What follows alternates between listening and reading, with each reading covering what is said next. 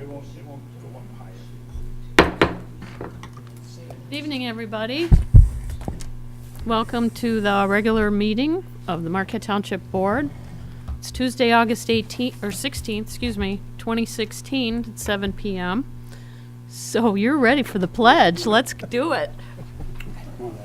I pledge allegiance to the flag of the United States of America and to the republic for which it stands, one nation, under God, indivisible, with liberty and justice for all. All right. Roll call. Trustee LaRue, Here.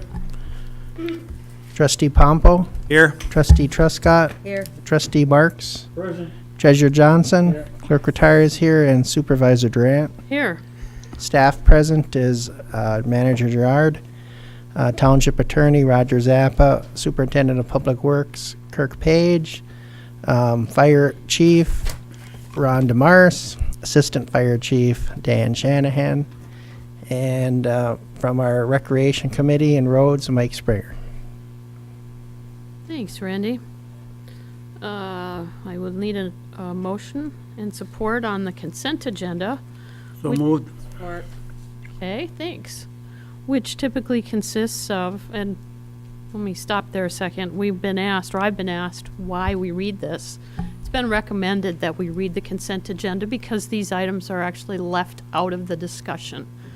So that way it's on the record, and some folks were thinking it would save some time, but it does save time because we're not addressing all of these, but I'll try to read a little more quickly.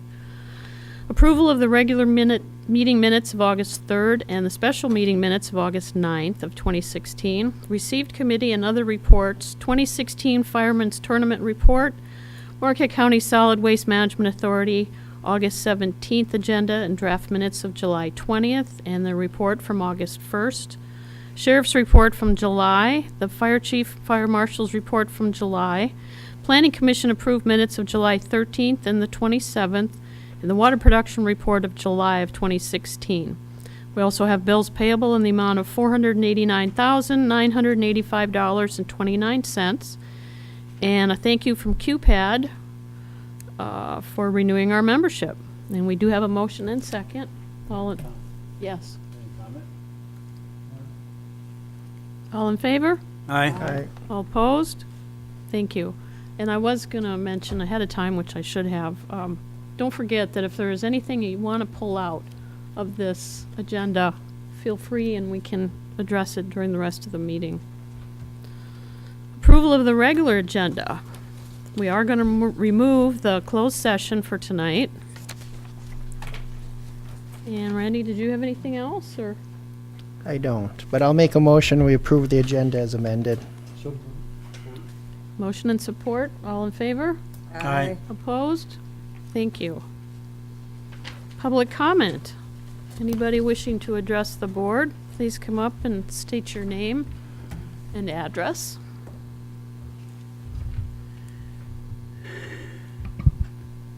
Mike Springer, Eagles Nest Road.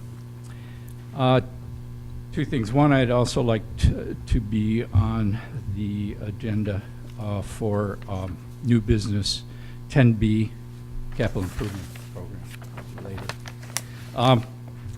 First of all, I want to thank Supervisor Durant, Treasurer Johnson, Trustee LaRue, and I know Clerk Rattari had to be there because he's on the Planning Commission, but the four of you were in attendance last Wednesday at the Planning Commission meeting, and I appreciate you being there.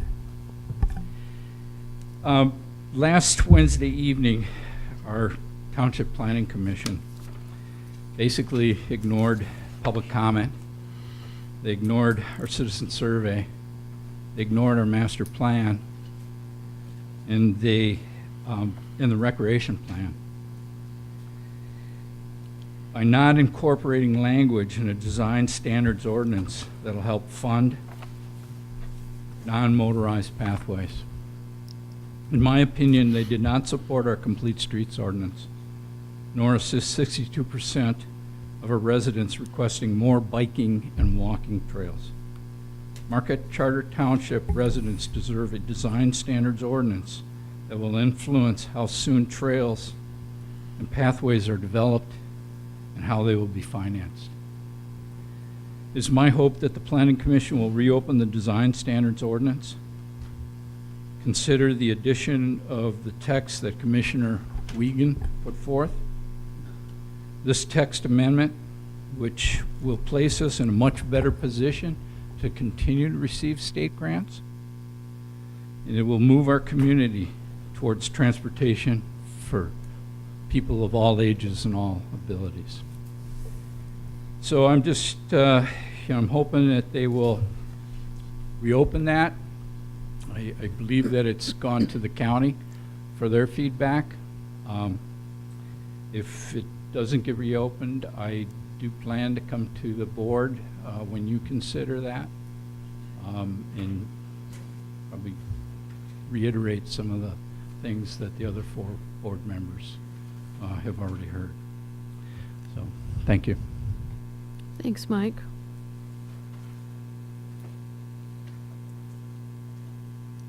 Did you say, okay, you said you had 2 things, and the first thing was that you wanted to be added to the, okay. Okay. Anybody else wishing to address the board? Okay. Assistant Chief Shanahan, I think we'll put you on forum discussion just in a second, because that way, if we want to have some question and answers, that would be a good spot to do it. So do we have any board member comment about anything? Randy? As our recreation member just stated, we had a planning commission meeting last week. It was a very lengthy one. We talked about design standards that did get moved forward to the county. We did have some other items with buffer yard for Fry Chevy that got taken care of, hopefully, and over at the Andrew Beauchamp's plumbing shop, we had a buffer yard issue there. So between those 3 issues, we took 2.5 hours. So hopefully we've answered those, and we're moving forward with those. And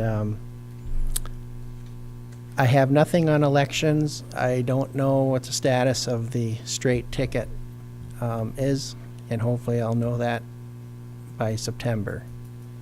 I talked to my assistant today. Ballots are going to be out probably by the middle of September, so we will know something by then about the straight ticket. And again, I encourage everyone to vote absentee if they're eligible.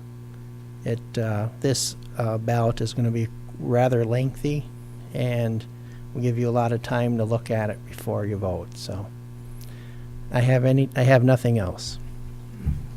Thanks. Pete, I saw your hand. I want to thank everyone who attended the community days over there. It went very well, and Manager Gerard has a recap on his remarks, but I just want to thank the people who attended. It was a great time. Marquette County Road Commission meeting last night. I asked a question about if they could put into their plans for 2017 some kind of a work schedule to start cleaning out the brush and the old trees in our right-of-way, because our intersection, we don't have clear sight in a lot of them, and so he said that they did buy a couple more pieces of machinery for that, but they don't set any plan to clear this or clear that out. So I said, since we're doing your roads, you should be able to come back and do something for us. So he said he's going to look into it. He turned me over to Mike and Kirk. So Dark Store meeting is coming Wednesday, August 24th at 7 o'clock at the Peter White Library. It starts at 7 o'clock to 8:30. Information about the dark stores and the history of it and what's happening and what's going to happen. The road project, the letters went out to the residents, and I thought that was very good for this coming road construction. Ontario Street, people asked about the Ontario Street, so I asked them up there when they're going to get done with that, and they said mid-October should be a time they should be done with Ontario. And that's the end of my remarks. Pete, I think you were at the solid waste, too. Did you want to share anything with that meeting? from Well, a that lot of meeting? it, in my comments in the minutes, you can't hear very well because the motor's going, so you either have to sit up closer or tell them to talk to Bill and see if they put a kind of a microphone in that thing, you know, but it's just, there's so much you missed until you get the minutes. And one guy told me in the back, he said, I don't try to listen too much because I just have to read the minutes because you can't hear. So I brought it up to their attention, as you can see in the minutes and that, so we'll see what happens. Probably at the next one, so. Okay, thanks. Yes, Ernie? I attended the Township Business Association meeting today, and a couple, 3 items came up in discussion that, one of them was the new design standards. They were concerned if it's going to have to go back in time or it's going to be grandfathered in, and I says it's going to be grandfathered in as far as I know. You're not going to have to come back and do it. But the new standards are going to be available for everyone, and they were a little concerned how stringent they may be. And I says, I can't answer that. You'd have to talk to Jason at this point in time. I just don't know in that. But they were supportive of it because they felt it had to be done, especially when they started talking about that one building that's got the one big wall and nothing there.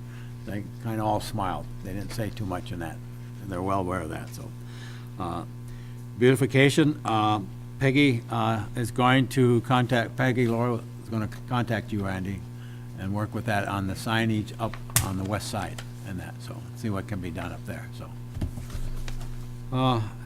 and stormwater ordinance came up. They were a little concerned with how that's going to affect them and how it's affecting some of them, especially the Superior Oasis. Concern there and how that's all going to play out in the long run and that. So I told them there's some discussion going on that to see where we're going to go. And that. They seem to be satisfied. So they don't come to any of our meetings or the planning or anything. I think Mr. Stabile was at one of the last planning meetings and spoke. I mentioned to them the different things coming up, and that's all I can do. And that all you do is look in the audience and that, and you don't see them. Yeah, if they have issues, they can write a letter, too. We can put that in the record. And I mentioned who they can call to talk with them and that too, and that's as far as I can go. Just to voice their issues, if Yeah. nothing else. They've got, that's what we want, is suggestions and ideas and comments. Okay, good. Anything else, Dan or John? No? Di, you got anything? Couple things I mentioned already, but I want to just point out what was in your water bill again with that election coming up. And I think you've seen it. I don't know, John, if you can zoom in on that. It's small type, but this gives you an idea of what it will cost you for each yes that you check on the ballot in the fall for whatever items that you want to support. And that could be, in our case, we had a road millage. It could be, I was going to bring my tax bill and show everybody. It could be the buses, it could be the veterans, it could be the Heritage Trail. Many of those are going to be on the ballot in November. And if you have, on this list, I have a $100,000 home, and one of the millage rates is 0.5. It's going to cost you $50 a year for that, to support that item. So I just want to try to educate as much as possible the public on where their money's going, how much it's going to cost them, and they're responsible for the taxes that they approve. And I think that's important. We're going to hear from Assistant Chief Chanahan shortly, and we're going to need, with the new board, remember, we're going to need some new people in the different committees that are going to be coming up, the road committee and the rec committee, and planning's kind of established, but just be thinking about that for all the new people who are coming on and the old people who are going off. It's just something we're going to have to talk about later. So if there's no other comments, John? I welcome your comments about the. Microphone. I welcome your comments about the what's on the water bill so that they can make the evaluation, make an evaluation of how much it's going to cost them, what the assessment will be in their taxes. But at our last meeting, we discussed how we were welcoming people to call in who perhaps had a mortgage and with a bank and didn't get to see what their millage. And I'd like our manager to speak again about how it is, how easy it is for a resident, a taxpayer, to call or come into the township and giving their address, they can get the information they need to make the relationship to identify exactly what their bill will be if they vote for each of the millage issues that are on the ballot. And I think that as often as we can, prior to that election, we ought to repeat that, because that's a valuable resource that has been ignored for the most part. And I think your point about letting people know that there's a good deal on the ballot that can financially affect them. And here we are welcoming them in to help them identify just how much it's going to cost them for each of the millage issues that they vote in favor of. I think we should do it often. Thanks, John. Okay, if nothing else, then we'll do the forum discussion and have Dan come up and tell us about the tournament. Whatever you want to share. We did get your printout in the packet. That was good. Thanks. This way, if anybody's got any questions, we can fire them out. Really not a lot to say. And I know Randy retired likes to keep the meetings short. So, in a nutshell, this is basically what we did at the tournaments. If you have any questions, but I guess, like I put State of Michigan has $2 million to spend for training, spend it. Well, that's $5,000 per county. That can be shared between counties. Possibly if you wanted to do a specialized training that wasn't in the State of Michigan system, you could apply for that. Mutual aid, MABAS, that's something the State of Michigan's been working on for years. That's just the mutual aid like we're doing now, basically. We already have it set up with, say, Chocolate Township or Negaunee Township. We get a fire call on that side of the highway, who's coming, bringing what. We pretty much already have that set up, but some people in the state don't. Wisconsin's been using it for years. FirstNet, and I'm not real familiar with that. That's the new radio frequency that the state of the whole country is going to be going to. The state will someday, very, very expensive, and they just talked about fire departments needing to be more involved. Dan Hammerberg was there. He's our UP Training Council representative. UP Fireman of the Year was announced at the Firemen's Association. He was from West Iron County. In a nutshell, that was it with the meetings. We had the dress parade. Unfortunately, there was only 6 of us that marched, and we scored very high, considering there was only 6. Because a number, they go by a percentage. If you have 50%, you have a maximum. So 50% for us would be 16 people, and then you have a possible of getting 100 points. We had 6, and we scored 82. The guys took a lot of pride in it, did well. And then the running team, obviously, on Friday morning, did very well also, and they came within eighth of an inch of first place. And the reason I say it was an eighth of an inch is because we did tape it, and they wouldn't look at the review. So whether he touched the ladder rung on the way up or not, we don't know for sure, but it was close. He touches the rung, they win first place overall.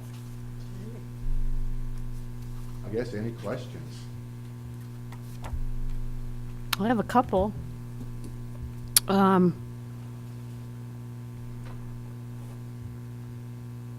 mutual aid, I've heard Ron talk about that before. Is that like a written contract, or is it just an assumption?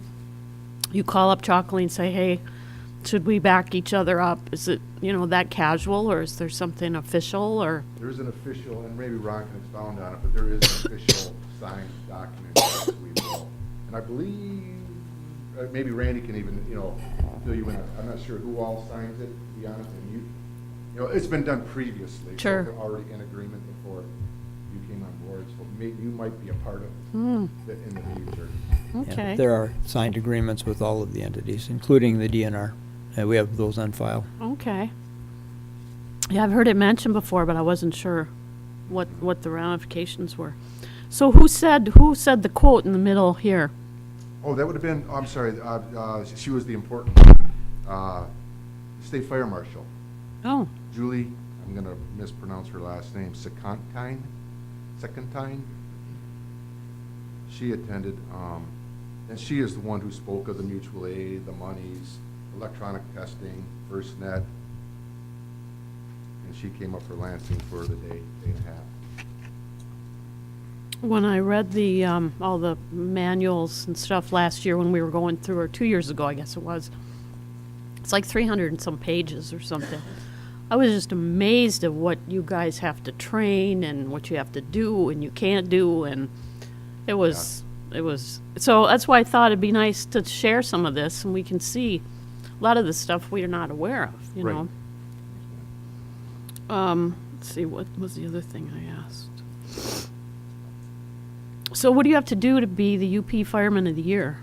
Well, actually, it is voted on, and I couldn't remember his name. It was one of those things, we talk about you can't hear in the back, couldn't hear, nobody was speaking in the microphone or whatever. And I didn't catch his name, but the WIC is West Iron County, and he actually went on a call and saved the gentleman's life. Okay. So, and that's why, and he was voted on, and that's why he won that award. And the membership votes on it then? Yes, UP Firefighters Association, correct. Okay. You're nominated, a bunch of them are people can be nominated Okay. from anywhere, but yes. Okay. Any other questions for Dan? Nope, we're good. Okay. Thanks. That was easy. Appreciate Thank it, you. yeah. Okay, we can go to unfinished business, get a local roads rehab update from Mr. Mark, I'm guessing. And while Mark is heading up to the podium, just want to let board members know that as you can look around, we're just about finished with the Safe Routes to School, the pathways along Commerce and Venture. They're working on the very ends of those and tying them into the roadways now, but the majority of the work is completed. So we shouldn't be having the traffic tie-ups and the traffic delays that we had on Commerce and Venture here last week. Okay, thanks. Okay, just an update on the project. We sent resident notifications out last week. This week and next week, Baca will be removing driveways, replacing culverts. And that'll put them to the end of August and September when they're gonna be crushing and shaping. Mid-September, towards the end of September, they're gonna be paving. And end of September, they're gonna be doing cleanup. That's about all on the project. They just started yesterday. Not a whole lot going on. I know you see the orange barrels out there. So going around there's gonna be kind of a maze for residents to finagle their way through and find a street that's not being constructed. So just take time and plan a little bit of extra time when you go to leave. Drive careful. South Vandaboom, sanitary and water main. It's going to be going on the next couple weeks. Associated's got that project. It's looking like September and October they're going to be paving and doing some crush and shaping and the prep work to paving. Then you get into the end of September and mid-October they'll be cleaning up, doing some slope restoration. That's what all. Right now it's just getting into the start of the construction, so there's not a whole lot of issues or concerns yet, but as long as the residents can take time, plan an extra 5-10 minutes each day to finagle their way through. And then Mark, what will remain for 17? 17, there will be another 4 miles in Trowbridge. That one, we're still awaiting that drinking water revolving fund. Now, will that be crush and shape? It depends, it will be crush and shape if the water funding doesn't go through. Yes, it'll just kind of be like what's happening this year, crush and shape and paving. If not, it's gonna, if the water fund does come through, it'll be similar to Vandenboom. Okay. Vandenboom, Reconstruct. part of the road is being redone with water main underneath. The other road side is gonna be crush and shape. Okay. So we're gonna still probably finish that design up once we hear on the water. What all? Any questions? Anything for Mark? Yes, Randy. With the construction starting here shortly and school starting, university starts next week. Public schools will be starting 2 weeks later. Are we making sure that we have at least one lane open on those roads for the, school buses and such? Yeah, on all the ones in Trowbridge, local access will be maintained. So you will be able to get a car through. Okay. Can you guys send something to the school district also to let them know what roads you're working on? So if they do have to make any adjustments, that would very much help. Thank you. Good points, Randy. Yes, Pete. Mark, are you just gonna start at one end of the map and just keep on going, so you're cutting, culverts and driveway, you'll just start at one end, just keep going, or? Yeah, to be honest with you, they're kind of jumping. They're gonna working on a street until they get. They're zigzagging kind of through. There's no rhyme or reason. They're just starting at one end of a street and just going till the end, and then they jump to the next one. That's good, 'cause I told him, I said, it's gonna be all done at the same time. He said, really? I said, no, it's not gonna be done at the same time. I figured I'd just ask the question. Anything else for Mark? Thank you. Yeah. Thanks, Mark. Appreciate you coming down. Yeah, they haven't started in a while. Okay, new business. Consider request for revision to stormwater ordinance fees. If you remember, this was a request by one of our, It was about 3 meetings ago, and it was Lynn Swadley from his development and Neil Jandron with regard to the new Jandron jewelry facilities. And what this involves is the first part of the fee structure, the 0 to 50,000.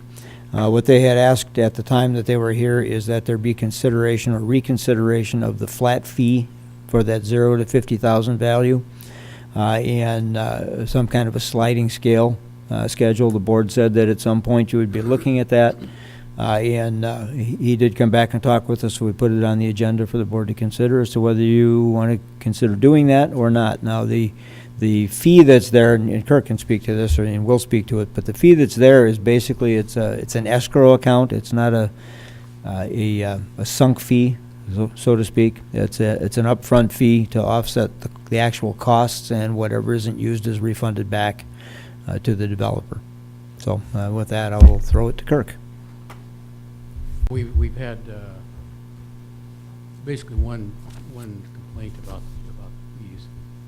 The fees were originally based on pretty much the same fee schedule we have for the water and sewer in terms of construction permits, which is a sliding scale, but it's based on an engineer's estimate of the construction costs for that particular project. Then it's a percentage of that. But the big difference between the water and sewer funds and the stormwater fund is water and sewer are utilities, and the stormwater fund is not a utility. So therefore, basically, we have no revenues coming in. Everybody doesn't get charged a monthly fee like in the city of Marquette, for example, that does have a stormwater utility to fund a utility. We don't have a utility, so all we're doing is trying to control the stormwater discharge, and basically, I'm going to say the commercial district, there, really it applies to any project that requires a site plan review for the planning commission, which is essentially a larger project. So in other words, it doesn't apply to, the single-family homes out there. So, so basically the fee, as Randy mentioned, is basically just to cover the cost of reviewing, and there are actually a couple of different kinds of reviews. There's one is an engineering review. They have to submit an engineering plan for how they propose to construct the stormwater system, and that's reviewed by an engineer. And then they also have to submit a maintenance plan. They have to submit easements, and those are basically legal documents that have to be reviewed by the attorney. The fee also, the deposit also covers inspection of the project. So before the township had an ordinance, every project got reviewed, engineering plans got reviewed by the drain commissioner's engineer. And there's always been reimbursement of that cost. So there's really no change in that respect. The only change is there are additional requirements. One being you have to get a township construction permit for a stormwater system. The way it was before was someone would come in and that portion of the project would be reviewed by the drain commissioner's engineer. And then it would be constructed, and then the construction may or may not comply with what had been approved initially by the drain commissioner. And then after it was constructed, that was pretty much the end of the story. So what's changed with the township ordinance is there's a requirement now. And this ordinance was developed with the assistance not just of the township, but drain commissioner, DEQ, soil conservation folks, which are now with the county. They used to be with the conservation district, so they were initially part of the planning as well. And that was a big, that was identified as a major problem with the whole system, which was there was no requirement to maintain this system once it got constructed. So that's a major difference. And that's basically a contract. So in other words, a plan has to be submitted. And it's fairly simple. I mean, it's, the maintenance is kind of a simple thing, but it has to be a contract, and it goes with the property, not with the owner, because property gets sold. So the idea is to protect the public interest so that these systems are going to function indefinitely basically for the protection of the public and neighboring properties. The idea is it rains, okay, rain falls, and then it goes wherever it can. So if you have a piece of property, whatever stormwater falls on your property cannot leave your property. It can't go to the neighbor's property, can't go out to the street or any other drain unless you have special permission, which is, that's part of that's what they're proposing. That has to be reviewed and approved by, for example, the county drain commissioner or MDOT's drain people, if you want to connect to their drains. And there are also limitations on the amount of discharges you can have. So the idea is to retain stormwater on your property, but there are going to be certain events, that are, like a 100-year storm, where obviously your detention will not be able to keep up with, the stormwater, but you're still limited. So essentially, it's metered out through an orifice of some type, to an approved discharge point. So, again, the main point in this request for changing of the fees, again, they're just reimbursements for actual costs incurred in reviewing and issuing permits. So anything that's not expended, they get back. The only thing that's non-refundable is there's a $500 administrative fee that you don't get back. And this particular example of the Gendron project, I just took a look, and the project, hasn't even started. They don't have a permit yet. They're already up to over $4,000 in cost, direct cost that we have already paid, because we get a bill from the consultant, we pay the bill. So he's going to be pretty close to that minimum, and it's a small project. So at this point, I would not have any recommendation on changing the fees because I have no basis to change them in any direction. And I also want to give a thanks to Mr. Janron for actually paying the fee. We've got, I think it's about 4 projects where no fees have been paid at all. And yet we're already incurring costs, and they haven't complied with, the requirement to pay a fee. So that's kind of an overview of where we are here. So, and one other thing that I should mention, though, is it was initially ran through the Planning Commission and then finally came to the board for approval. But it also, the whole concept, the township has adopted the low impact development, which basically means, okay, you can develop, but the idea being you don't want to infringe on other people or the environment, or but you want to be able to develop, and so that people can still access whatever it is it's typically some kind of commercial development, but in a safe, sustainable manner. So that's and this is a nationwide concept, which I think the township has been fairly progressive in adopting that view. Yeah, the whole point of the ordinance is to manage the outflow of precipitation of water that lands on your property, so you're not infringing on neighboring properties. What's being proposed by Mr. Jandron and Mr. Swadley is that the ordinance fee structure be changed to reflect, instead of 0 to 50,000 being a flat 5,000, from 0 to 250,000 be 10%. So that's what they're proposing, to modify the fee structure. So it's up to the board what you wish to do with it. As Kirk mentioned, it's a deposit. I think in the case of this particular project, I think there were some miscommunications that resulted in having to go back and get another loan for the $5,000 that might have incurred some additional costs.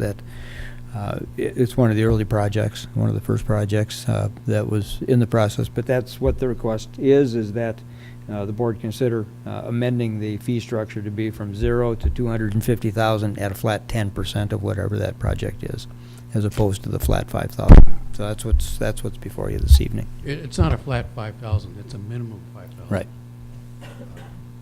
And again, it doesn't matter how you set the fees.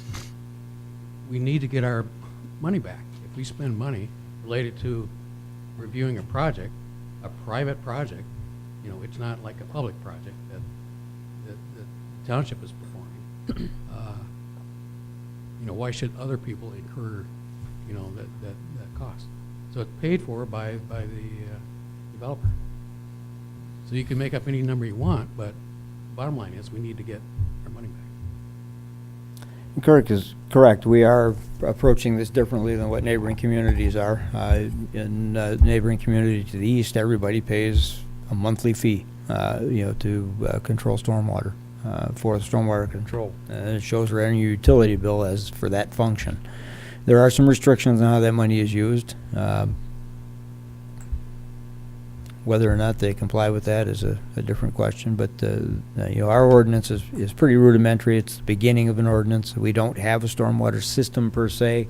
That's why we put the ordinance in place, and it's not just in the commercial sector. We're dealing with at least one issue right now where a new property owner has modified the elevation of their property, and they're infringing on neighbors now with runoff with these last couple of storms. So it's becoming more and more of an issue as we continue to develop, and in particular in our residential areas where we're getting more and more crowded as bigger lots are being broken up into smaller lots. All right now, we're just talking about the commercial side. Right now, we're talking about this one project, basically, on the commercial side. Yes, John? It sounds, this is kind of a question. It sounds like what we've done in the past and made revisions to requirements for reports and plans and et cetera. It's all an effort at not making money, but simply instituting requirements that review be made, proper review be made, so that the water discharge from the property of the planned project will be properly handled, and it will not impose any hardship on neighboring properties, if Right. possible. Right. That's the effort that's being made by the requirements for the plans and et cetera, and the reports and the approvals. The fee is set at a rate that will accommodate most of the charges that will be imposed. Isn't that correct? It's a way to get, Right. okay. That's- And if there is any part of that total initial fee that isn't used, it's returned? Correct. Well, then, okay, thank you. And actually, obviously, the ordinance is set up so that if it exceeds that amount, then they've got to come up with whatever the actual cost is. Go ahead, Ernie. Looking at that 5,000, and I know we went through and approved it, and that way a lot of information on it. But here again, we're not engineers or anything like that. We're just trying to understand it. And you said you're approaching $4,000 on this project, somewhere in that vicinity at this point It's in over time. 4,000, yes. You have an itemized list of what those costs are? Yes. On that too, so. And again, the construction hasn't started, so therefore there's been no inspection. And there's some fees that, you know, I haven't charged for my time, for example. And actually, I should be charging for my time as well, because my time is paid for by water and sewer customers, you know, not stormwater customers, because stormwater customers are not paying anything. So that's really, you know, I should be charging my time. Again, this project, another requirement is once we have agreements on everything, the developer or owner is supposed to record that document with the county. Again, this particular project, it just showed up in my chair one day, so I'm supposed to record it for nothing. You know, so that's going to be another charge. My point being, pretty sure they're going to, and plus there's the $500. It's not refundable. So they're going to, and it's a small project. Engineer's estimate of 6,500. Costs are going to be pretty darn close to 5,000. So the way it looks to me like it's shaking out is the smaller projects should probably be paying more, and perhaps the larger projects should be paying less. Because the review process is not that much different for a larger project than it is a small project. It could be, I mean, every situation is different. I mean, it's hard to say, but in general, based on limited experience, I definitely cannot see reducing, you know, that minimum for the smallest project. But on the project, any project, when you have itemized, you have a project file for that project, which is Right. detailed on everything that goes into that. So, Yep. can you tell me what is costing the most on this project? What item would be?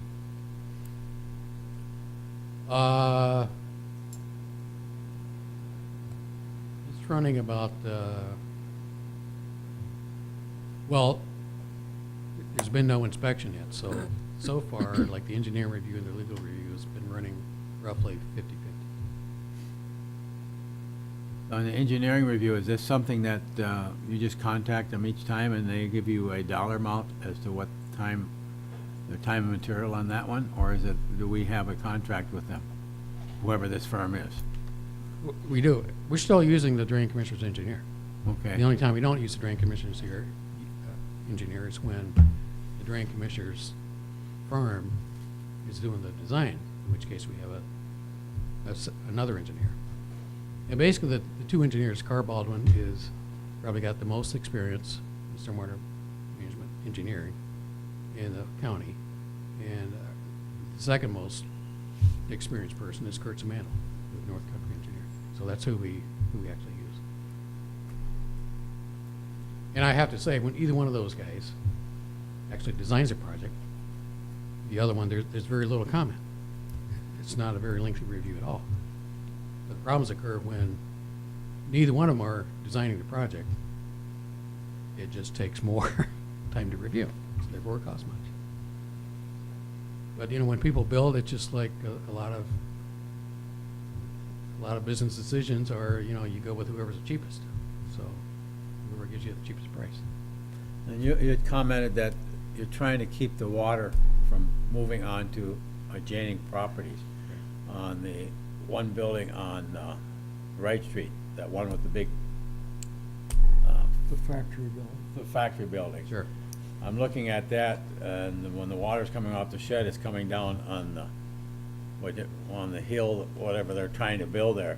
Yep. That water's gonna, there's no way to collect that water except it's going right into the street. and Well, they everything. do actually have detention basins up at the top of the hill. And that project actually started before the adoption of this ordinance, so like all the other ordinances, it wasn't retroactive.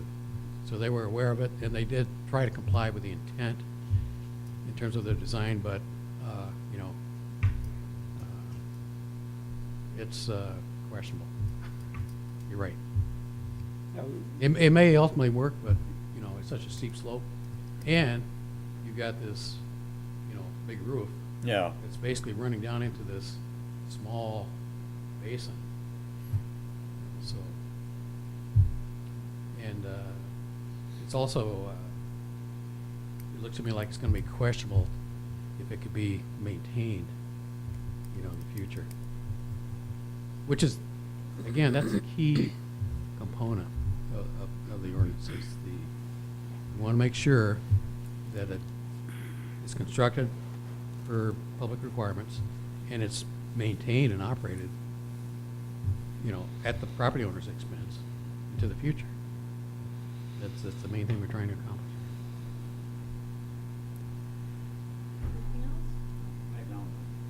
Got a couple questions, Kirk. So is there a minimum acreage that, you know, big, you were saying it's kind of a small project. Is there like a 1 acre little building that you wouldn't do this with? Well, it's or- whatever is required to submit a site plan Okay, for review just to this, the plan. that to the site planning plan commission. triggers it. Yep. Yeah, and I think it's anything over an acre requires at least a review. Maybe not necessarily a site plan, but a plot plan or a review. Okay. And then what happens if it goes over 5,000? You just add in, Yeah. add the that- bills in. Right, yeah.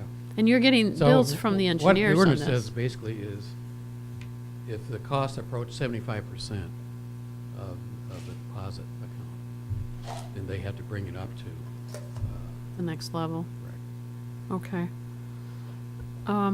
So you've got a couple projects of pending that people are not already adhering to this payment-wise? How do we get our money then? What's the penalty? Well, at some point, I'm gonna have to, you know, bring the paper hammer Strong arm down, them? you know, so, because again, the requirement is, they can't occupy whatever it is they're building until they get an approved, permit application approved, so. And you said the drain commissioner ultimately checks these out? Was that right?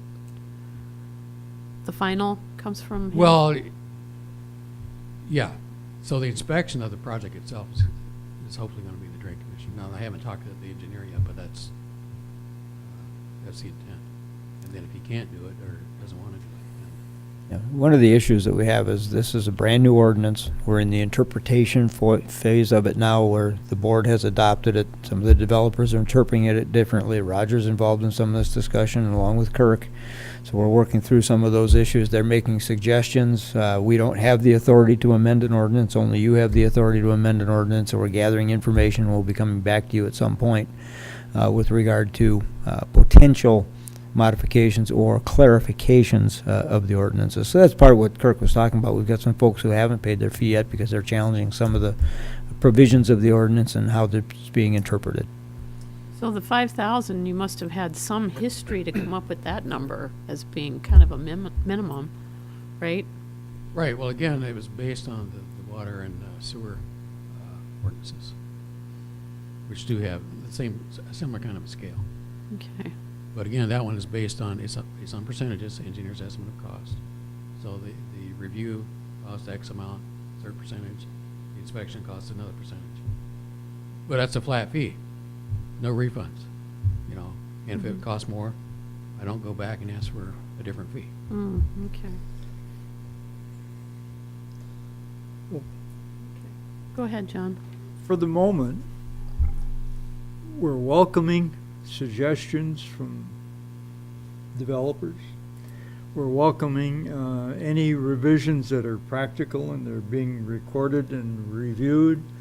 I don't think the board can take any steps based on just the written information that we have, or a suggestion that we revise.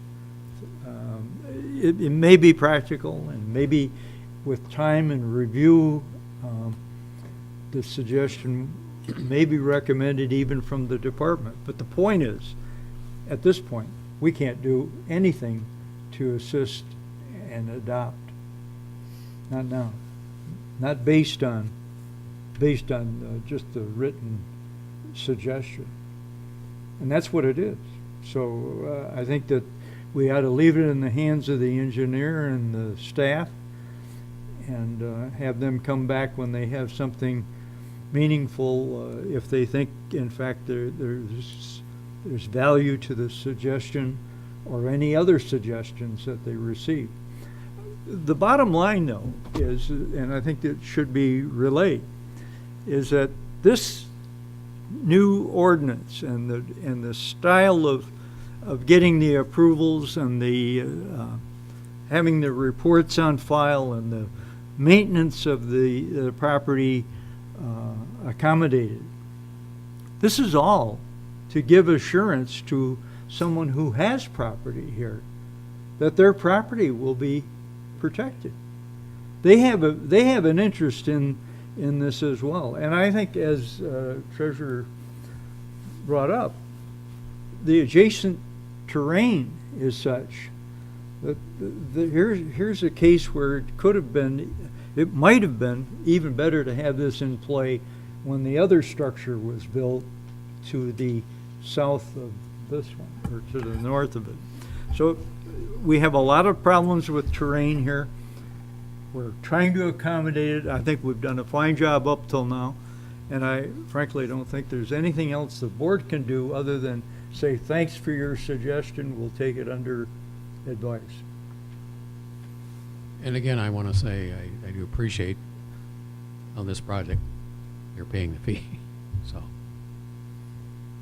they have complied. Thanks, John. That was a good summary. And if nothing else, I guess we could talk about it in the budget session when we do the fees. We will be talking about the fee structures, getting back into the cost allocation study and the fee for service studies that were done late last year. Randy? Well, I don't want to beat this to a dead horse, but I did get in and talk to Kirk about this yesterday.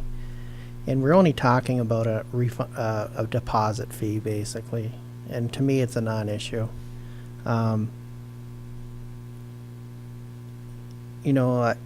We have to recover our costs, and that's what we're basically doing here. And we're promoting into the future that these properties are going to retain their stormwater, because I see a lot of other properties in the township that we've had issues with, and a lot of sand and things are running off people's properties, which we can't do much about now, but, and its ordinance is not retroactive, and it's only moving forward for the developments in the future, so. And I think also there's lessons to be learned by this, because I think the developer didn't come in, and there's things that our superintendent did that the developer could have did that they wouldn't have got charged for, basically. So that's not really our fault. And I think if the developer comes in and works with our staff, they'll probably be able to lower their fees substantially, so they'll get a lot of this money back. Because it's a deposit. I mean, whatever they don't use, they get back. So, I mean, I really think it's a non-issue, and I think John's suggestion is fine. Let it go, see where we go, and until we get any data, we can't really do much about it, so. Good points, Randy. Go ahead, Pete. In my conversation with Kurt today is that we don't make any money. He's not taking any money out of it. So he's just like an escrow account. He's a bookkeeper. He gets a bill for this inspection, that, he just pays it out, and whatever's left you get back. So that's it. Anything else? Okay. Can I make just one final comment? Sure. When this ordinance was adopted, I believe it was last June, it was a long process, year and a half, 2 years. And then the first reading of the ordinance, there was a presentation by the consultants who had worked with us on developing this ordinance. One of the things that they pointed out is one thing unique about Marquette Township is we actually have an environment here that's worth preserving.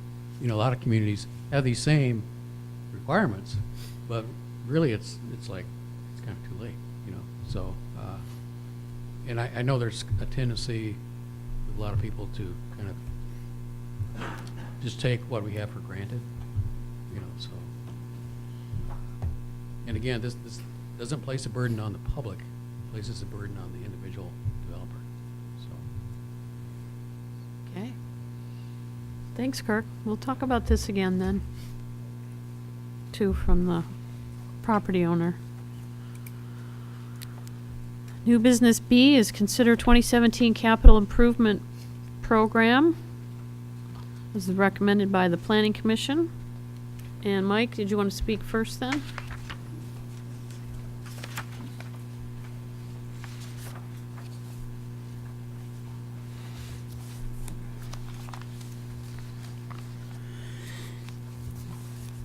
Mike, if you want to take that microphone off too, that would be good.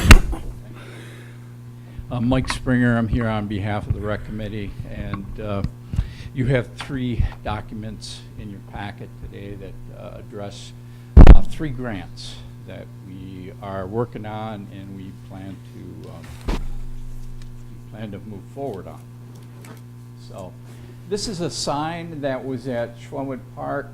It recognizes all the donors, the businesses, individuals, and the organizations that contributed to the purchase of this property. That is going to be, Mr. Wiegand made a sign, put it up. It's been damaged, torn down. This will be one of the things that are reinstalled at Schwunwood Park. This is for 2016, this year, what's going on, and this is already in. We had wrote a grant to the MNRTF to put in an improved pathway from the trailhead down to the parking lot. This is what that grant calls for. The pathway, interpretive signage, which I've shown one of those to you. Mr. McCarthy has 2 benches, 2 picnic tables on order. So this particular grant is basically, it's almost a done deal, or I mean, it's almost over with. There was no cost to the township because the Iron Ore Rec Authority gave us a $25,000 grant, and we used $13,000 of that for this pathway and these. It's pretty soon we will be submitting our bills for reimbursement. And so at the end of that, we should see no cost to the township, but they did have to. I want to thank Treasurer Johnson for coming up with an idea for taking, borrowing some money from the wastewater fund, or the waste management fund, and also for the board unanimously supporting that, because this will be complete this year. We also, this past year, thanks to the rec committee and Jason McCarthy, we wrote a grant in 2015, which needs to be implemented next year. And so that's why this money is important for you to take a look at what we're going to need next year. And, oops. Okay. The purpose of this particular grant is to put in this walkway that goes around and through the park. You see that the access pathway, we're going to put in a drinking fountain, 4 grills, 8 picnic tables, native landscaping, which we've already started, 4 recycle bins, 4 trash bins, 5 benches. Total cost, $64,400. The final cost for the township will be close to $14,000. But we're going to have to install all this stuff prior to being reimbursed. So that money needs to be available next year for us to move forward on this project. And this is the last year we can do this project. We usually got a 2-year window on this. So the one thing that was real fortunate on this one, not only did we receive $45,000 from the state, but we also received $5,000 from the Sioux tribe.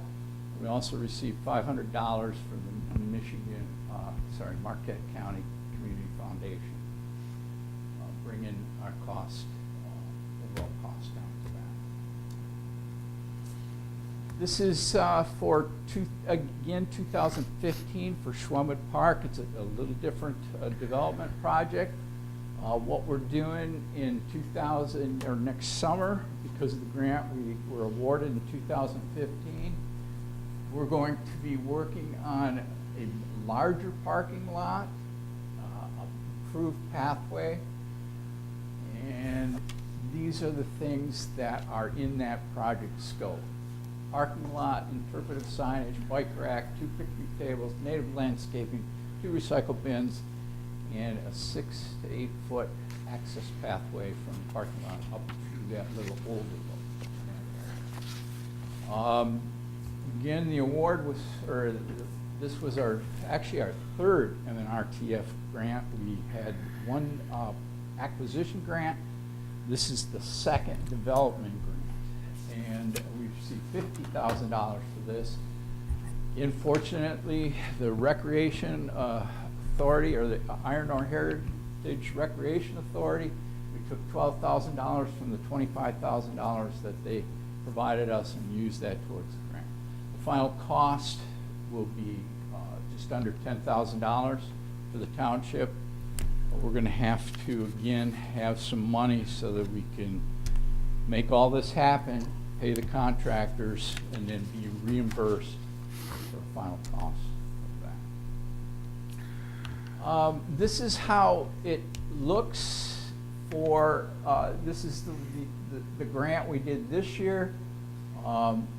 We're finishing up this year. These are the 2 grants that we're going to finish up next summer. That's the plan, with the support of the board.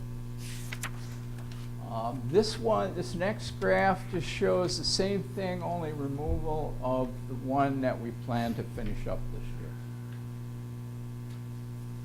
And this is an overall perspective, and I just passed out a grant, or one sheet of paper that shows this. And I think it's something that this board, rec committee, Planner McCarthy, this community needs to be proud of.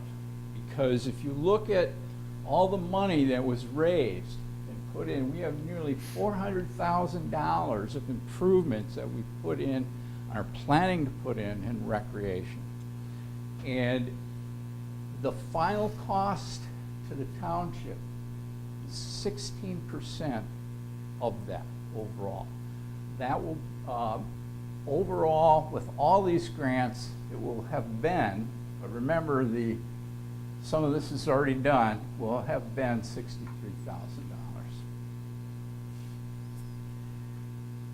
This shows where the money came from.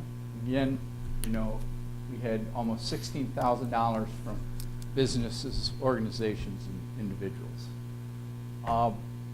But this is real important because this year the rec committee did not approach the board to write any grants. These $50,000 grants, M&RTF, they are what they call a small grant request in development, and they're given a little higher consideration. In other words, they will go back and they will look at these small grants, and even though they didn't score very high, they actually do a scoring on those. And it's a way to actually keep $50,000 a year coming into our township to help with recreational development. But we need match money. That's the key, and that's what I'm pointing out. Where are we going to get the $16,000 from in the future? Now next year, I think the total is, oops, not there. I think the total we actually need for next year is going to be $23,600. That's to complete the two grants, or that's basically what the township is going to have to pay in the end. But where in the future, and that's a question I know you don't have the answer to right now, and I certainly don't, but we got to be looking to this, because in 2019, with the rec plan, we plan to put an underpass under US 41. And we're going to be busy writing grants and doing everything we can to, ask the state and other agencies to help out with this. But we're going to have to come up with some match money, and that's the hard part.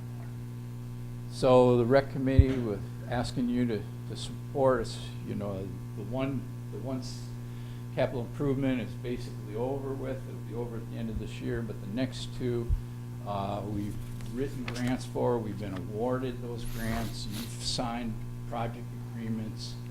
We need to go forward with those. Part of this is a relationship with the state of Michigan and the Department of Natural Resources, and how important that relationship is to continue that.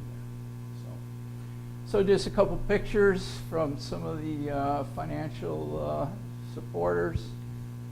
We don't want to let them down. We want to move forward. And thanks for your time.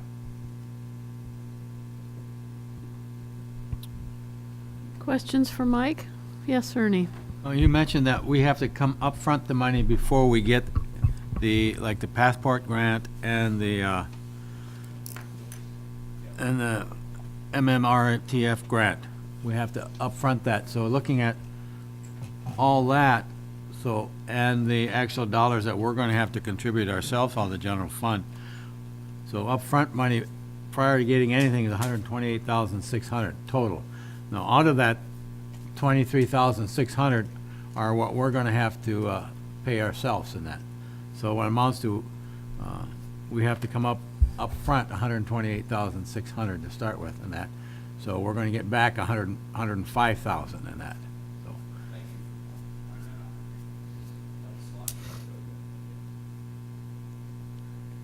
So that, when I turn over to the manager. I'm not going to have it. Yeah. If you'll remember, in last year's budget, we had only $23,000 unexpended in last year's total budget. So coming up with that kind of money is going to be almost impossible this coming year, because it's going to be even less. I'm not anticipating having anything go into the fund balance in 2017. So it looks like And If we- Randy, you also have some tools at your disposal. Correct me if I'm wrong, but I would assume that we can borrow some money to implement these things and get reimbursed. And then the part that we're really not going to have. We're not going to be able to borrow for these kinds of projects. These Yeah, are not we talked asset about that. projects. So this is, as you can see, this is a very serious problem. It is, There's it been is. a lot of time, energy. We're trying to do what the public wants. And this is going to be real hard. if Well, we and have to this is, turn this is a money piece down. of what the public wants. You know, recreation is important, but it was not the top of the heap for the residents in the township when we did the community survey. Roads, snow plowing, and traffic control was at the top of the heap. I've told you for the last 3 years, we are losing revenue. We are losing our ability to match these grants. I am not anticipating having anything extra to spend on anything other than service provision for 2017. It's just the way it's shaping up. We know our health insurance is going to go up. We know our retirement's going up. We know wages are going to go up. We know other costs are going up. We know electricity is going up 30% at least. Those are all issues, and we are not getting any revenue from the large commercial sector. They're costing us money. So, you know, these are very serious issues, and Mike is absolutely right. You're going to be facing bigger issues than this in the 2017 budget. You're going to be facing whether you're going to continue to provide all the services we're currently providing and at what level. So Mike, Can I just mention something, Randy? And Manager Gerard, I appreciate painting the reality picture here. I do want to say when you're talking about the survey, but there were a number of things in that same survey that addressed recreation. Well, I And understand one of that. the most sought-after things were 62% of the population would like to see more walking and biking trails. 62% of the responders, not the population. 62% of the responders. But 85%. 85% of the responders wanted roads. 79% of it wanted snow plowing. Those are the criticals when you take all of the aspects of that survey together. You know, looking at the executive summary, I understand recreation, you know, is a passion, and I understand it's important to the residents, but their service provision is as important or more important than recreation. I mean, we are in a situation like other communities are, where we're struggling to continue services. And Randy, you know that I'm the secretary of the road committee, and I've I been understand. been supportive of all that as Mhm. well. You know, thanks for Dave Wiegand Well, for really I'm not saying that spearheading. I'm not supportive of recreation, but what I am saying is that we are getting to the point where we're going to be talking about service provision to the residents, and you know, and that's what they pay taxes for services. well, and this is part of it too, and we've made these commitments. We've started these projects with the understanding that the board was going to continue with them. So let me ask you something. The 25,000 we got from the Heritage Trail, I know how you've split that between the two. If I understand right, your I'll say commitment for Schwemmwood to complete that is 36.6 with the percentage from the Heritage Trail You know, and I authority. let me It's look 13 at- off of that. Let's look at a different graph here, because we should look at all of the equations. I think we've got that particular part taken care of, because you're talking about the 2014. Right, yeah, the 14, because that needs to be finished this year if we're gonna go along with it. Okay. So you're saying we need 36.6 before, just to cover that, and then we get reimbursed? But I think that's correct, and we've already got that covered. Solid waste. That's a solid waste loan. Right. We did that. Yes. This year, or the end of last year. Right. Basically looking at the 2015s that have to be implemented next. Mike, use that microphone or no one on TV is going to hear you. Right, yeah, and that's what you're looking at, drawing from fund balances, like you did earlier this year. The 36.6 out of the solid waste fund that's set aside is what you're going to be looking at doing, because from a general fund perspective, I can't commit general funds, operating funds to the project on the hopes that I get reimbursed in October and November. That money has to be spent in the 9 months before that to cover operations. So I can't advance it out of the general fund. if the board wants to advance it out of reserve funds, as they currently sit, that's a board decision in the budget process. But that comes at a price as well. So. Well, we know we're going to have to talk about this at the budget. We didn't want to take a lot of time Right. here tonight, but this is good. Just remember, we Ground have some other, information. we have some people, such as the Sioux Tribe, that gave $5,000 Mhm. towards Lions Field project. We're using $12,000 out of the Iron Ore Heritage Fund. That, well, I don't think they're expecting us to get that back. We'll hopefully be able to use that in the future for Schwemmwood, and that's what that's dedicated for. But Marquette County Community Foundation, they gave us this money to fulfill the plans that we had told them we were going to do. At a time when we were drawing much larger tax base. Right. Well, let's just carry this over to our, John, did you have a comment? Just a quick comment. Well, when we're noting survey results, I think it's important to know that the question never included, would you be willing to pay for it with millage?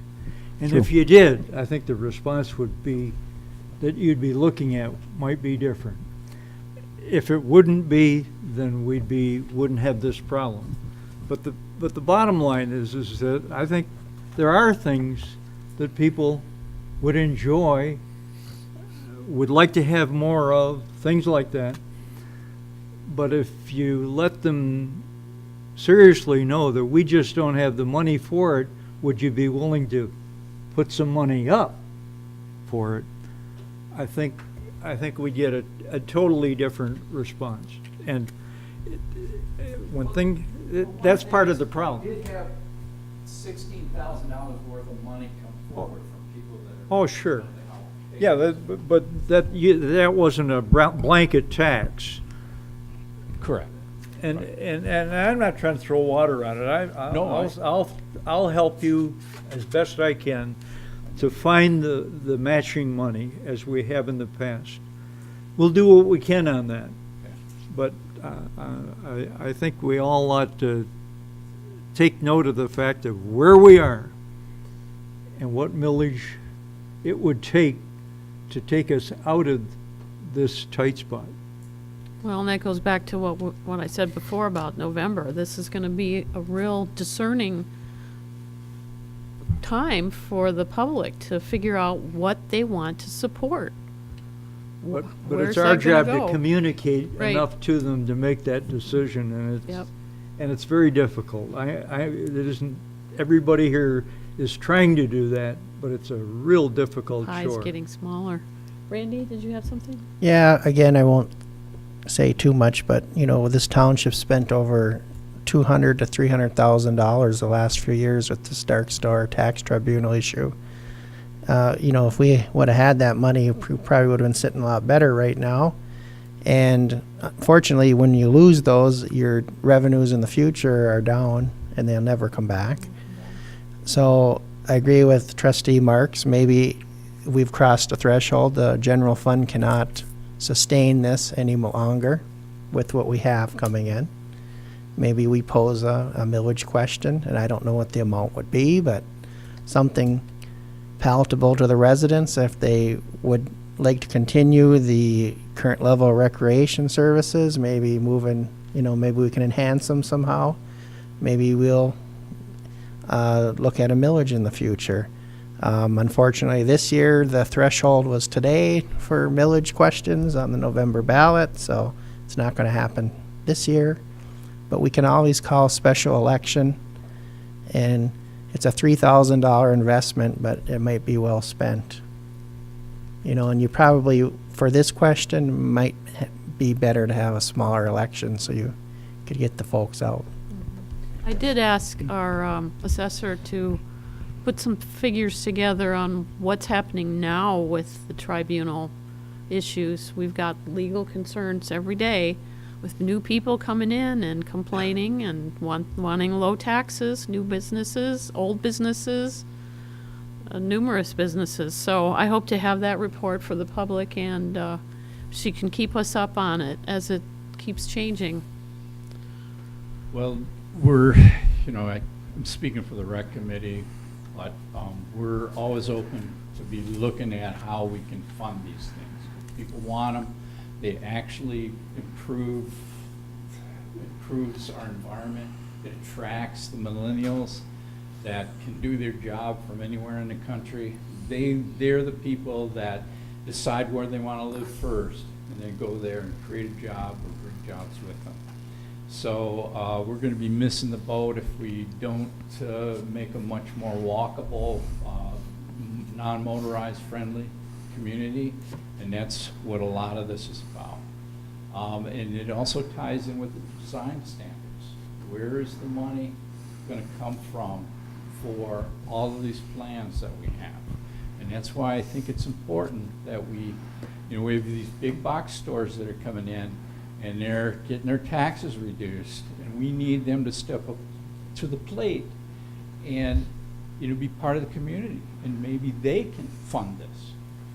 But if they're the cause of this, maybe they need to be looked at to help remedy this, because this will be a tragic loss for our township to turn down 2 grants that we have been awarded and that we signed project agreements on. That will not help our relationship with the state of Michigan and the Michigan Department of Natural Resources. What's the time frame on that?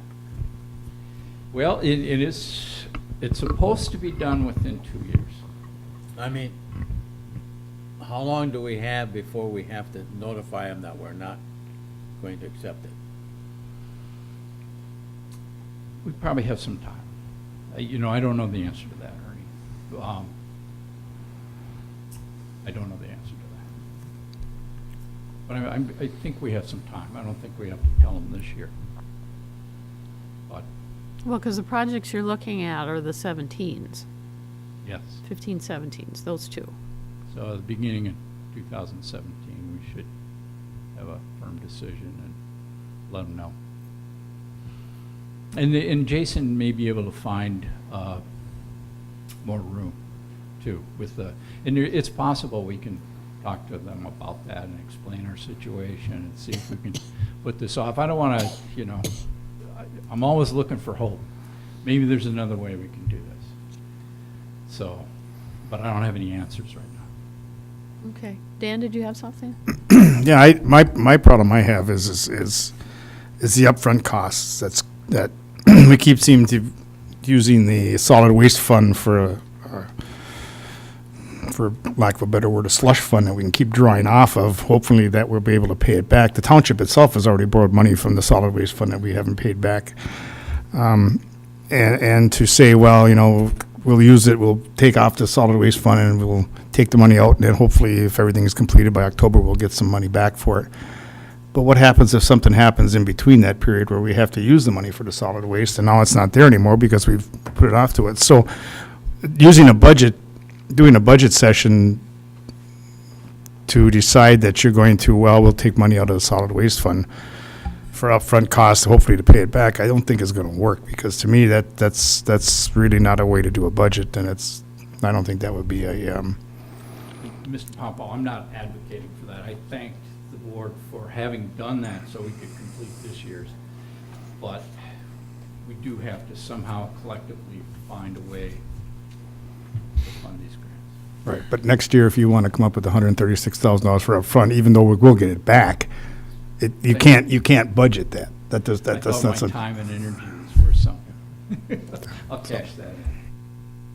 Thank you. Yes, Randy. Everybody's time and energy is worth something, and it's of great value. But Dan's absolutely right. The board set some parameters for the budget long ago, and that was to establish that we have at least a 30 to 45 day cushion in our fund balances in case there's an interruption in funds from the state or from the feds or from anything else. We don't have that anymore. That's gone. Clerk Rotary is absolutely right. The $250,000 to defend the big box case came out of the general fund balance. That's where it came from. It didn't come from additional resources or revenues. It came from the general fund.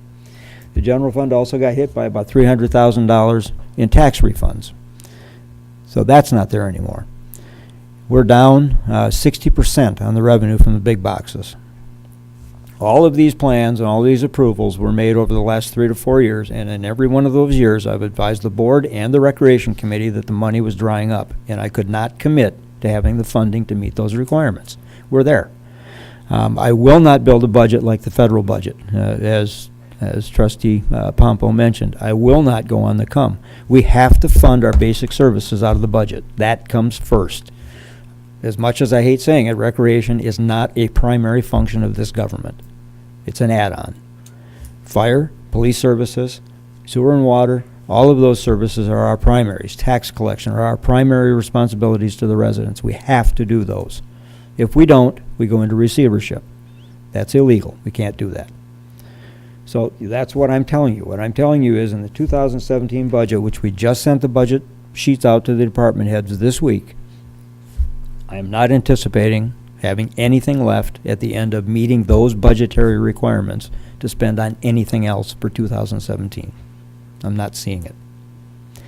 The reason we sent that document out to the residents was so they can go to the polls in November and calculate what they're selecting for additional taxes will cost them. Because our concern is that by adopting, continuing to fund all of these millage programs, we're already at 27 mills for our residents. 4.9 of that is ours. As they continue to fund all of those ancillary projects, valuable as they are to people, that reduces their ability to fund our basic services if we need to go back to them and ask for tax revenues, as Trustee Marks was referring to. If we want to continue to provide law enforcement services, we may have to ask for a millage, just like we did for the road repairs. 2.5 mills may not be enough for fire services. We're going to be short this year because of the number of fires we've had. We've already expended more than half of the budget, more than 2/3 of the budget, and we've still got a quarter of the year to go.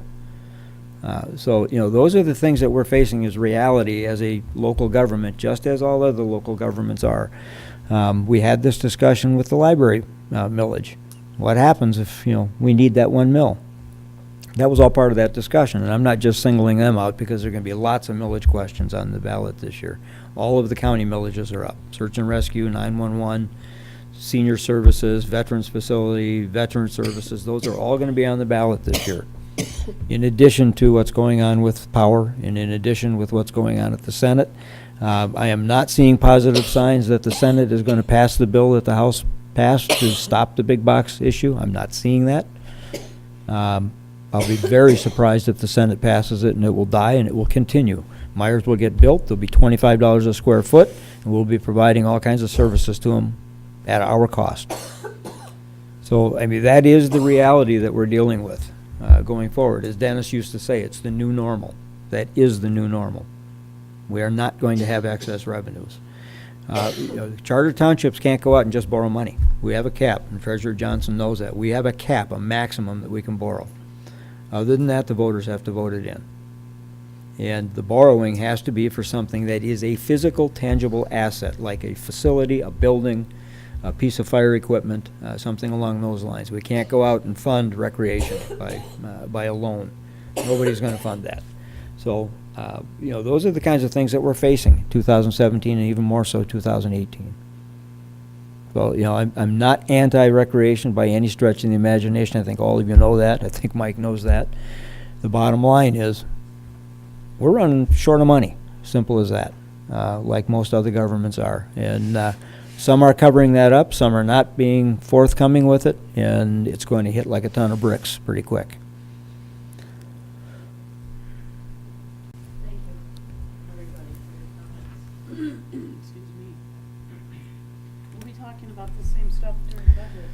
Soon. Yeah. How it plays out. It's serious. Randy did warn us about 3 years ago. But we knew this was coming with each new development too, and that's why I want you to have these updates from the assessor as to what we're dealing with. And the court costs for these, to have the attorneys look at them and have something re-engineered, or if we have to get an assessment redone. People don't realize that. Appraisal, excuse me. Yeah, people don't realize that when one of these challenges comes in, like we've just gotten from one of the housing projects here, we have to go hire an appraiser. That's between $30,000 and $50,000 for that appraisal, just to go to the tax tribunal. We're stuck.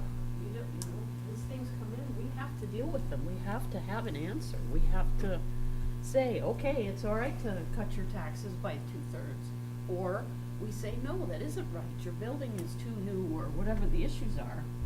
And we have to fight it. And sometimes we have to weigh that balance. I don't know how many times we've had meetings, Roger, and we've got one now that we're talking about today. You know, this is like, the new norm is right. It's crazy. We spend all our time trying to figure out how these guys need to pay their fair share. If the residents want to see an objective view, there will be a presentation. There's been a documentary put together by a Northern department at Northern that is going to be publicly put forward here in the next couple of weeks, basically, and I encourage everybody to watch that. It's specifically about the dark stores and the impact of the dark stores. You know, basically, we've got another group from the state that's going around. Warren Evans from Wayne County is going around the state gathering testimony from local governments. You know, and one of the statistics that they're throwing out there, that in the state of Michigan, Michigan is the only state that is seeing a reduction in revenue, local government seeing a reduction in revenue from the state. We're at 50% cuts from the state of Michigan. The national average is about 8%. And we're suffering 50%. They're not funding the programs they promised to fund. It's because all these other states jumped on it and did something about it legislatively. Absolutely. And we're stuck. Nobody will help us. 5 months in Indiana, 6 years in Michigan, and we've done nothing. The House just passed it. We're waiting for the Senate. It's taken 6 years to get there. We couldn't get anybody to listen to us. We went to MAPS, we went to the library. Well, the library did listen. We went to the county. It was just ridiculous. But anyway, we beat this horse. Yes, Randy. So before we got off on the tangent here, Mhm. I'll make a motion that we accept the 2017 CIP Capital Improvements Project from the Planning Commission. I'll second. And that is a wider scope than just what Mr. Springer presented, too. It's it involves all the utility projects. We'll be talking about those in the budget, too. Is that all we have to do is just accept it? Accept it. Then it goes into our budget Part of the budget process Okay. then, so. Okay. Do you have a second? Yes, Ernie. What that means is that we're just accepting it, and these will then go into the budget process, and at that point in time, it's either a yes or a no as we move forward or not. Correct. Or how are you going to fund it, over what time period, time frame, those kinds of things. Yeah, which is most important and which isn't. And okay. Yes, Dan. Is this it for the CIP, or is the fire department going to have anything for the CIP? No, there won't be anything for the fire department. There are no major major purchases for 17. Well, true, but this CIP would go up to 2020. I mean, I have seen some in here that went for 2020. Is there any long range? Kirk's enterprise funds are stretched out that far. Well, I thought, I would think that our CIP should run out more than 1 year, so we have some idea what we're looking at down the road. There'll be another CIP in 17. What were you thinking? Well, I've always looked at our CIP was at least a 5-year plan as to what you're looking for the next 5 years, whether you start in 17, but you're going to, this 5 years down the road, does the fire department need new apparatus? Do they need what? So you have to start, you can't just come up in 2019 and say, oh, by the way, we need $800,000 in 2020 for a new truck. I mean, it's hopefully when you're doing your budget series side, you can see that down the road, these things are going to be needed, not slammed at you the year before. Well, that's kind of been the discussion the last year or two as to how we're going to fund those big projects, especially trucks. Well, true, but We can't just put money away anymore. in looking back at that CIP that we had from, I'm not even sure where it was from anymore, to tell you the truth, but I mean, they projected a CIP down the road of 5 years, not just 1 year CIP, because it doesn't seem to, for a budgetary standpoint, it's kind of hard to start looking at your budgets. And if you're only gonna budget for next year, you know, I mean, Kurt's got some of the stuff here that's actually gonna be in 2016. So that, you know, that's not 2017, it's 2016. So that should have been taken care of last year. Some of Why, this- why is that in the 2017 CIP when it's actually going to be completed in 2016? Well, this goes back to those two spreadsheets with repairs and improvements. I forget what the titles are. Kirk could have, he's already gone. Some of them are out 20 years. Well, but I'm not arguing that. But what I'm saying is I'm looking at, you're giving me a CIP for 2017. Some of Kurt's things are going to be done in 2016. You know, if I'm going to look at 2017, so what do I care what's going to be done in 2016?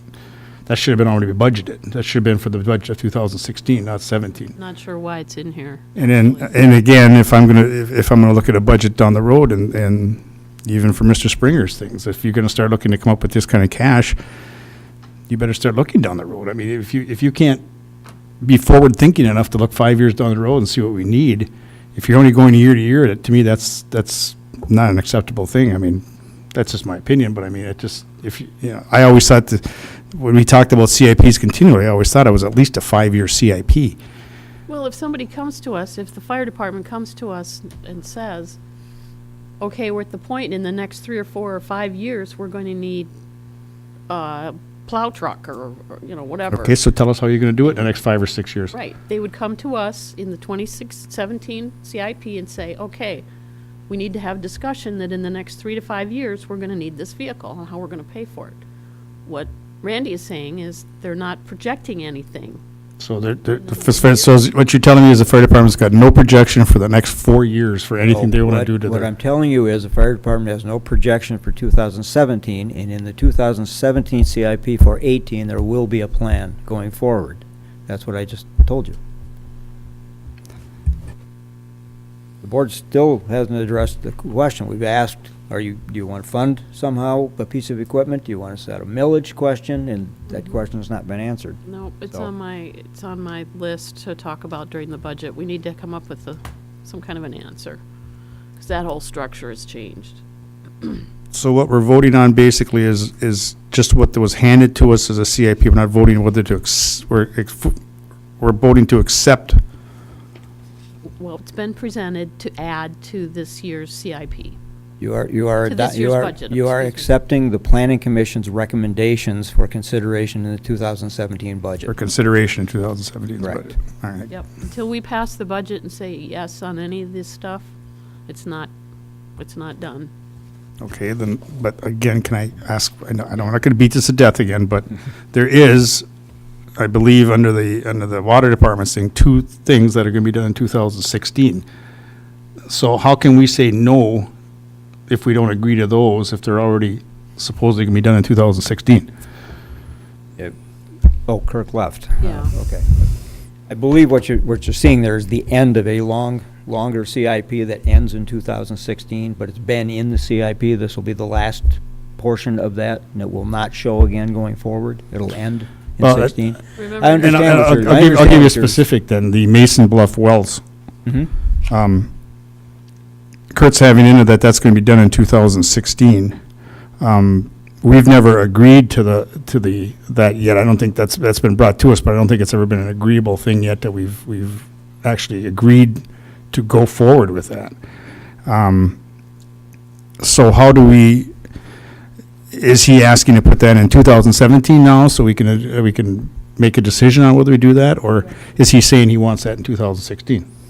no, it's got to be talked about for next year. And we saw the memo or the addendum about the credit union. Right, Probably going but to come to us with something. It's Right. going to be a discussion item for next year. next year's budget. So then it's not really a 2016 like he has on there, completed in 2016. But remember, these are carryovers from his past. I understand that. Yeah, I can't. I understand that. I but what I'm don't know how Kirk submitted that, so he left. He could answer the question for you, but I don't know how he calculated that or how he listed that. I don't know if it's the completion of the purchase of the property that the wells are on, we're not building the wells, obviously. The board hasn't gone forward with that project. You're absolutely right. That's not been approved to go forward, but we are acquiring the piece of property that the wells, the pump house will be on at some point. Yeah, two separate parcels. So let me talk to Kirk tomorrow, and I can get you guys an update on Right. where that stands. I wish he'd stayed, but. So basically, we're just approving that these are discussed for our 2017 budget. Yeah, these are recommendations That's the from the motion. Planning Commission for consideration in the budget. Correct. Okay. Anything else? Okay, all in favor? Aye. All opposed?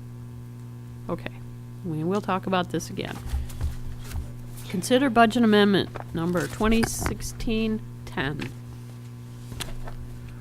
Present to the board Budget Amendment 2016-10. The highlight of that is authorization is requested to increase revenues and expenditures for the 2 extra elections in 2016. Reimbursements will be received for them. So basically, we're reimbursed for those. The clerk, overtime, and elections, appointed officials, contracted services, miscellaneous departments are affected. The net is 0. Also requested is reallocation of expenditures in the general fund. The assessor department will require additional overtime and travel funding for monthly MAA meeting travel.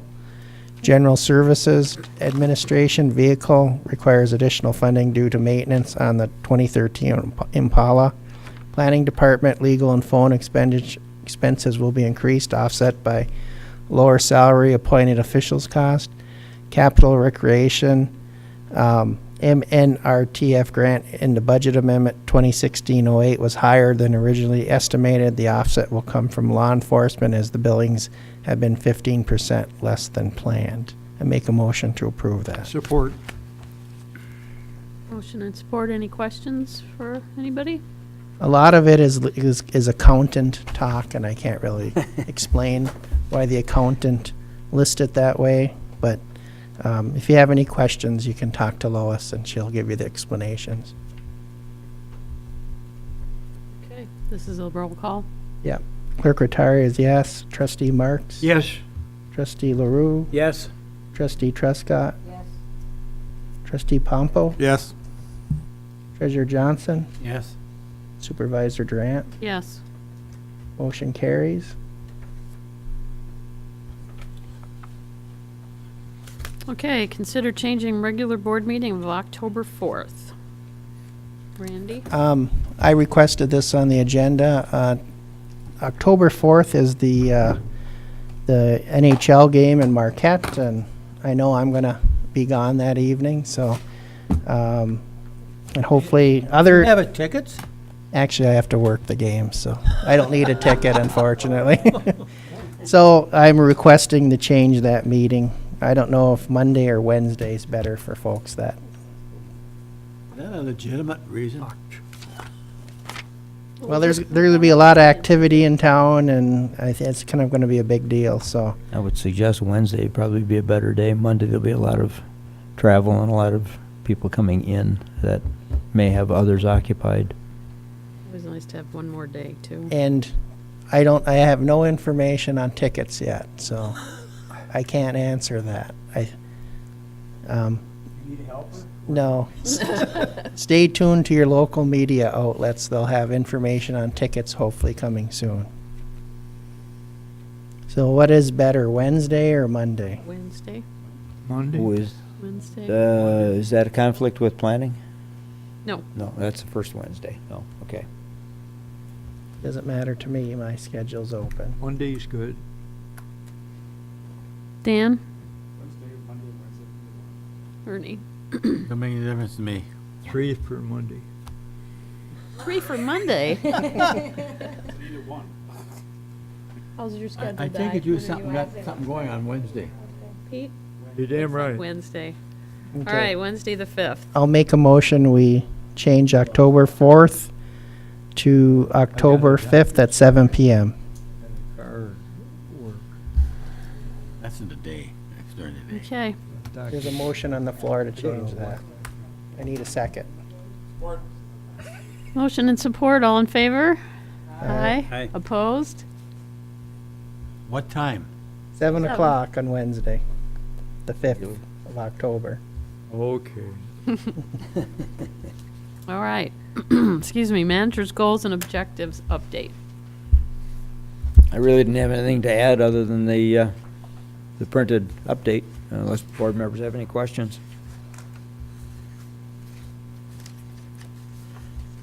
Anything for the manager? Okay, we can move on, unless you have any other, you didn't have anything else? The only other comment that I make on the one project, the Catholic Credit Union Board was to be this evening, considering where they're going to be going with Mason's Bluff and making a proposal to us in response to a proposal that we made. So they did think that maybe they'd want to meet with us too, rather than? That's a possibility. One of the possibilities was to have a joint meeting to discuss options and how to go forward if both parties wish to go forward. So that's a discussion they're having this evening. Okay, we may hear something on that tomorrow then too. All right, manager's report. Pretty straightforward. Printed report. We did have Community Day, as Trustee LaRue mentioned. It was very well attended. We heard a lot of positive comments. The food vendor had a very successul day. They ran out of food 3 times, I think, and had to go get more. That's So, I guess some thanks. We had Jim and Ray, Flat Broke Blues Band, The Reveal, and Bob Butchko providing entertainment. Dennis Andrews and Dave Larson did a terrific job with the softball tournament. It was a very, very successful tournament. People had a great time. Fat Boys provided the food. Double Trouble DJs provided the inflatables for us that the kids enjoyed all day. The state police were there. Trooper Stacy Rasnan was doing the child identity program, which was very popular. Had quite a few folks do that. Excuse me. Our firefighters were there in force. We had Anderson, Cochran, Everson, Gregorich, Gustafson, Kirby, Nye, and Wheeler present for the majority of the day. They did get to demonstrate a response. We did have a call while they were there, and I want to thank them for being there, giving up their Saturday. And basically, it was just generally all around a good time. I don't recall any time during the day that there was really a lull in the crowd. It just kept turning over. As ball games would end and teams would leave, other teams would be coming on and their supporters would be coming on. We had a fairly constant flow of residents coming in to listen to the music. The way it was staged was there was a band, playing continuously from I think noon until 10 o'clock at night, 9:30 at night. So it came off quite well. Our next event will be, we're already talking about the Christmas event. As hard as that is to believe, summer's almost over, but that will be coming up. The Catch the Christmas Spirit celebration will be in our next one with Christmas tree lighting in early December. So we'll be planning on that. The only couple of other comments. 2017 budget. We are a little bit later this year. We just got June closed out and got the budget. Lois got the budget forms out to the department heads as of today. The last ones went out.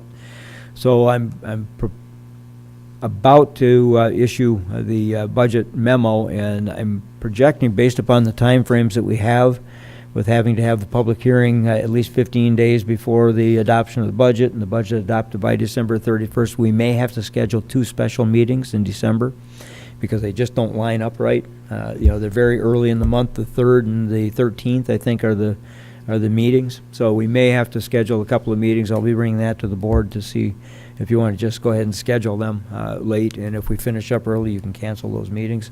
So that'll be coming out.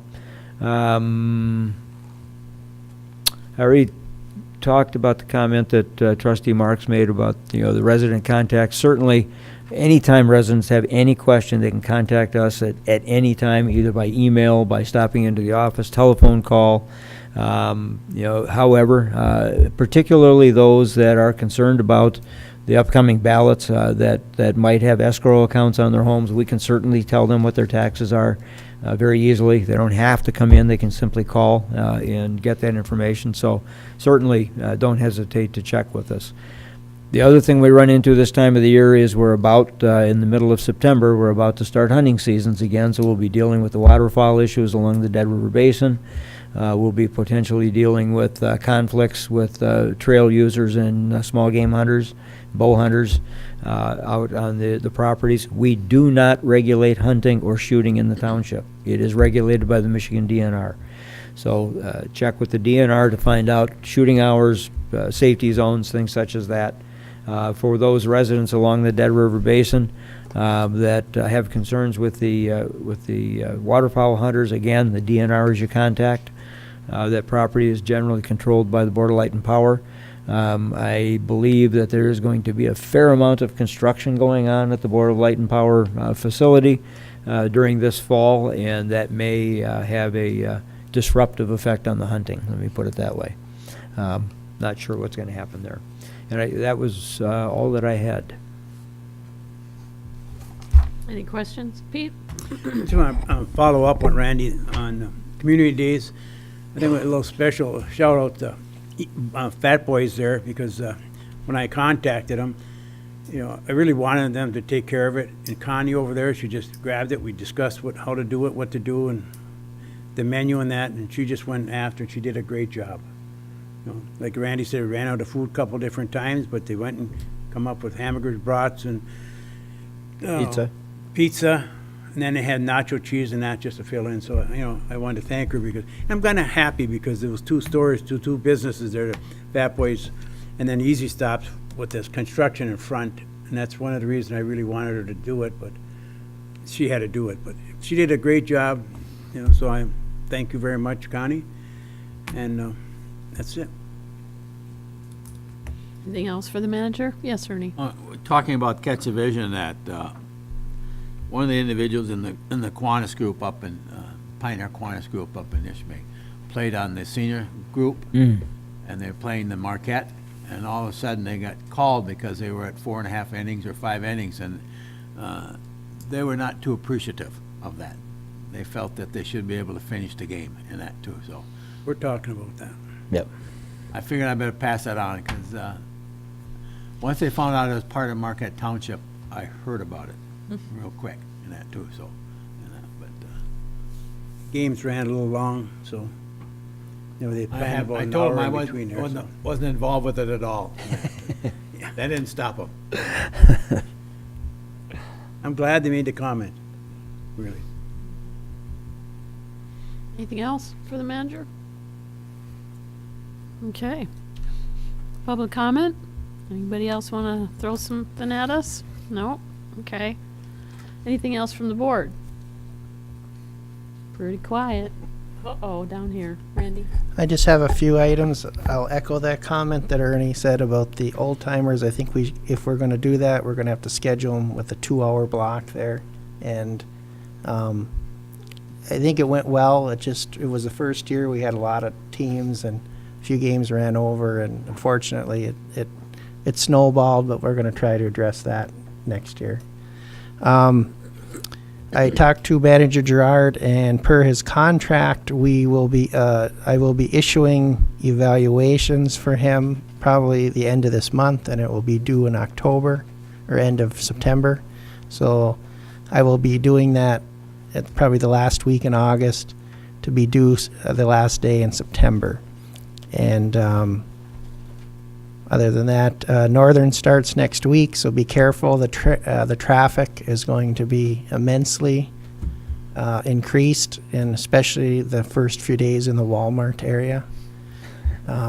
It's going to be really busy in those areas, so residents be careful. And 2 weeks after that, the public school starts. So we don't have a meeting now till September, so residents just be careful about the school children and such. They will be out there. So that's all I have. Pete? For the public, if they see something going on in our parks or our trails and that, please call us up if you have any information. We still have someone, like on the Shoreman Park there, that's getting a little rough on the trails and that, so we talked about that at our recreation meeting tonight, so if you see something, call us, give us any information you can. And just a reminder, Wednesday, August 24th, at 7 o'clock at the Peter White Library, we're going to have the dark store issue. They call it Boxed In, the 30-minute documentary about the dark stores. So it's going to be very informational, and I think if you've got the time, make sure you go and see it. It's sort of our issue because we're stuck with it. And it's just too bad it's just taking us so long to get anything done on that.